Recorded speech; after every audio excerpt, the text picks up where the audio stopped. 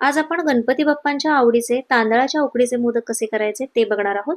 यासाठी तांदळाची योग्य निवड करायला हवी आणि तांदळाची उकड चांगली निघाली की मोदक अगदी मस्त असे न फाटता पाकळ्या अगदी सुबक पाडता येतात आणि मोदक सुद्धा अगदी 24 तास म्हटलं ना तरी मऊ लुसलुशीत राहतात. इथं मी विकतची पिठे न वापरता घरी तयार केलेली मोदकाची पिठे वापरलेली आहे. त्याचा व्हिडिओही यापूर्वी आपण अपलोड केलेला आहे, चॅनलवरती जाऊन तुम्ही पाहू शकता. डिस्क्रिप्शन बॉक्स मध्ये सुद्धा मी याची लिंक देत आहे. असे मऊ लुसलुशीत सुबक पाकळ्यांचे मोदक तुम्हाला सुद्धा करता यावेत यासाठी व्हिडिओ शेवटपर्यंत नक्की पहा. चला तर मग वेळ न घालवता आपण रेसिपीला सुरुवात करूया. तर सुरुवातीला आपण इथं मोदकाचं सारण तयार करणार आहोत. तर पॅन मध्ये मी इथं अर्धा चमचा साजूक तूप घालून घेतलंय आणि यामध्ये आपण 1 चमचा एवढी खसखस भाजून घ्यायची आहे.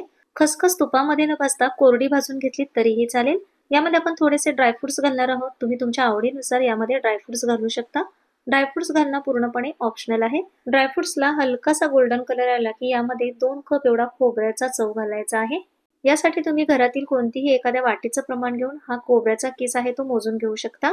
आपल्याला खोबऱ्याच्या किसाच्या बरोबर अर्धा आपल्याला इथे गुळ वापरायचा आहे, त्यामुळे आपल्याला हा चव आहे तो मोजूनच घ्यायचा आहे. आपण ह्याला हलकंसं परतून घ्यायचं आहे, म्हणजे ह्याच्यातील जो ओलसरपणा आहे तो कमी होतो आणि त्यानंतर आपण आता यामध्ये गुळ घालून घ्यायचा आहे. तर 2 कप आपण खोबऱ्याचा चव घेतला होता, त्यासाठी इथे मी 1 कप एवढा हा गुळ किसून घातलेला आहे. गुळ घालताना किसून घालायचा म्हणजे तो पटकन मेल्ट होतो. मोदकाचं सारण बनवण्यासाठी खूप जास्त वेळ लागत नाही. अगदी 5 ते 6 मिनिटांमध्ये हे मोदकाचं सारण बनवून तयार होतं. सारण तयार झालं. आता आपण ह्याला पूर्णपणे थंड करून घेऊया. तोपर्यंत आपण याची पिठी कशी करायची ते पाहूया. कढईमध्ये 1 कप पाणी घ्यायचंय, त्यामध्ये चवीप्रमाणे मीठ घालून घ्यायचंय आणि अर्धा चमचा आपण यामध्ये साजूक तूप घालायचंय. पाण्याला चांगली उकळी आली की गॅस कमी करायचा आहे आणि यामध्ये 1 कप एवढं आपण हे तांदळाचं पीठ घालायचंय. हे उकड काढण्यासाठी आपल्याला पाण्याचं आणि पिठाचं प्रमाण समप्रमाणात घ्यायचं आहे. पीठ घातल्यानंतर लगेचच आपण याला मिक्स करून घ्यायचंय आणि गॅस बंद करून घ्यायचाय. बराच वेळ जर तुम्ही हे पीठ परतत राहिला तर पीठ कोरडं होतं, ह्याच्यातील चिकटपणा कमी होतो आणि मग मोदकाच्या पाऱ्या व्यवस्थित पडत नाही, त्याची पिठी व्यवस्थित अशी चिकट होत नाही. त्यासाठी लगेचच याच्यावरती झाकण ठेवायचंय आणि 10 ते 15 मिनिटांसाठी याची चांगली वाफ काढून घ्यायची आहे. पिठाला उकड चांगली बसली ना की त्याचं पीठ सुद्धा अगदी मऊसूत तयार होतं आणि पाकळ्या अगदी छान पाडता येतात. 15 मिनिटं झालेली आहेत आणि आता आपण हे कढईतलं पीठ आहे ते परातीमध्ये काढून घेऊया आणि याला गरम असतानाच आपल्याला मळून घ्यायचंय. पीठ गरम आहे, लगेचच तुम्हाला हाताने मळता येणार नाहीये, तर त्यासाठी तुम्ही इथे स्मॅशरनं किंवा ग्लासाच्या पसरट्या भागाने तुम्ही हे पीठ मळून घेऊ शकता. मी इथं थोडंसं कोमट पाणी करून घेतलंय आणि त्या पाण्यानेच आपण आता हे पीठ मळून घेणार आहोत. खूप जास्त पाण्याचा वापर करायचा नाहीये किंवा पीठ आपल्याला पातळ करायचं नाहीये. हलकसं हाताला पाणी लावायचंय आणि हे पीठ मळून घ्यायचंय.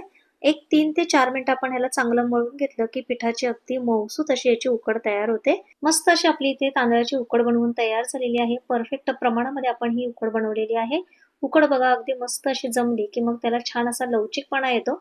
यामध्ये आपण जी पिठी वापरलेली आहे त्या पिठीमुळे सुद्धा या मोदकाला छान असा लवचिकपणा येतो आणि त्यामुळेच आपले मोदक अगदी मस्त असे मऊ लुसलुशीत होतात आणि करताना अजिबात फाटत नाहीत. आता मोदक वळायला घेऊया. लिंबा एवढा मी गोळा इथे काढून घेतलाय आणि बाकीचं पीठ झाकून ठेवायचंय. छान असा हातावरती ह्याला गोलाकार फिरवून घ्यायचंय. बघा ह्याला कुठेही चिरा पडलेल्या नाहीयेत. आता कोरड्या पिठामध्ये मी हा गोळा बुडवून घेते आणि त्यानंतर आपण ह्याची पारी तयार करून घेऊया. तुम्हाला जर का कोरड्या पिठामध्ये जमत असेल तर त्यामध्ये करून घ्या किंवा तुम्ही तुपाचा हात लावून सुद्धा याची पारी तयार करून घेऊ शकता किंवा लाटून घेतलीत ना तरीही चालेल. एका हाताचा अंगठा बरोबर पारीच्या मधोमध ठेवायचा आहे आणि दुसऱ्या हाताने ह्याला गोल फिरवत या पद्धतीने काठोकाठ असं आपण ह्याला पातळ अशी पारी तयार करून घ्यायची आहे. पारी छान तयार झाली. आता आपण ह्याला पाकळ्या करून घेऊया. पाकळ्या तयार करताना अंगठ्याच्या बाजूचं बोट मधोमध ठेवायचंय आणि साईडच्या 2 बोटांनी आपल्याला याला चिमटी पाडून घ्यायची आहे. तर इथं मी तुम्हाला दाखवते त्या पद्धतीनं याला अगदी जवळ अशा ह्या चिमट्या पाडून घ्यायच्या, म्हणजे याला छान अशा पाकळ्या पडतात. तुम्हाला या पद्धतीने जमत नसेल तर आणखीन पुढे मी तुम्हाला आणखीन एक ट्रिक दाखवणार आहे, ज्याने तुम्हाला अगदी मस्त अशा पाकळ्या तयार करता येतील. हातावरती गोल फिरवत या पद्धतीनं जवळ अशा जेवढ्या जमतील तेवढ्या पाकळ्या पाडून घ्यायच्या. यामध्ये भरपूर असं सारण घालायचंय. सारण भरपूर घातलं की मोदक सुद्धा खायला खूप छान लागतात. आता मोदक वळवताना आपल्याला मोदकाच्या ज्या पाकळ्या आहेत त्या आपल्याला एकाच डायरेक्शनला फिरवून घ्यायच्यात, म्हणजे मोदक आपल्याला वळत असताना त्या पाकळ्या तुटत नाहीत. या पद्धतीने एकाच डायरेक्शनला सगळ्या पाकळ्या फिरवून घेतल्यात. आता मोदक आपल्याला हातावरती या पद्धतीनं एकत्र करून घ्यायचाय. करताना ह्या पाकळ्या तुटल्या नाही पाहिजेत. अंगठ्याच्या साहाय्याने अलगद असं आपण ह्याला फिरवत वरती आणायचंय आणि मोदकाच्या ज्या वरच्या पाकळ्या आहेत त्या आपल्याला एकत्र करून घ्यायचंय आणि याला शेंडीचा आकार द्यायचाय. तर या पद्धतीनं सगळ्या पाकळ्या आपण एकत्र करून घेतल्यात आणि इथं बघा वरती शेंडीचा आकार केलेला आहे.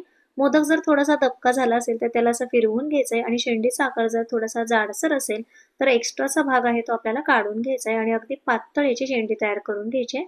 तर मस्त असा आपला इथे उकडीचा मोदक बनवून तयार झालेला आहे. तुम्ही बघू शकता मस्त अशा ह्याला पाकळ्या आलेल्या आहेत आणि याची उकड सुद्धा छान जमली होती, त्यामुळे मस्त असे मोदक तुम्हाला करता येते. मोदक उकडताना मोदक फुटू नयेत यासाठी पाण्यामध्ये बुडवून घ्यायचा आणि मग मोदक आपण चाळणीवरती ठेवून घ्यायचा. आता तुम्हाला जर अशा पाकळ्या करायला जमत नसेल तर मी तुम्हाला इथे आणखीन एक ट्रिक दाखवणार आहे.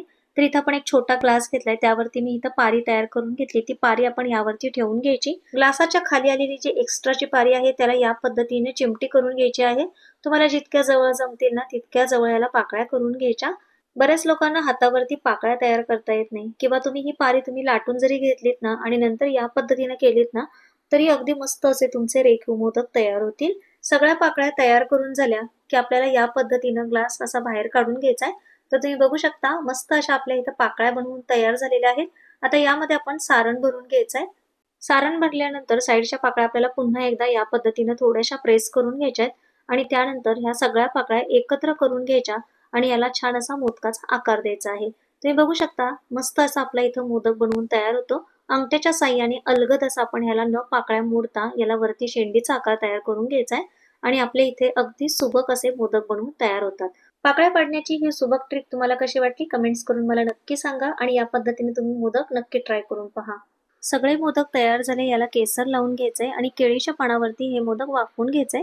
केळीचे पान नसेल तर तुम्ही इथे कॉटनचा कपडा पिळून यावरती सुद्धा हे मोदक वाफवून घेऊ शकता किंवा हळदीच्या पानावरती सुद्धा हे मोदक वाफवून घेऊ शकता. एकीकडे मी इथं पाणी सुद्धा गरम करायला ठेवलेलं होतं, त्यावरती आपण हे मोदक ठेवून घ्यायचे आणि त्यावरती झाकण ठेवून 10 मिनिटासाठी आपल्याला याला वाफ काढून घ्यायची आहे.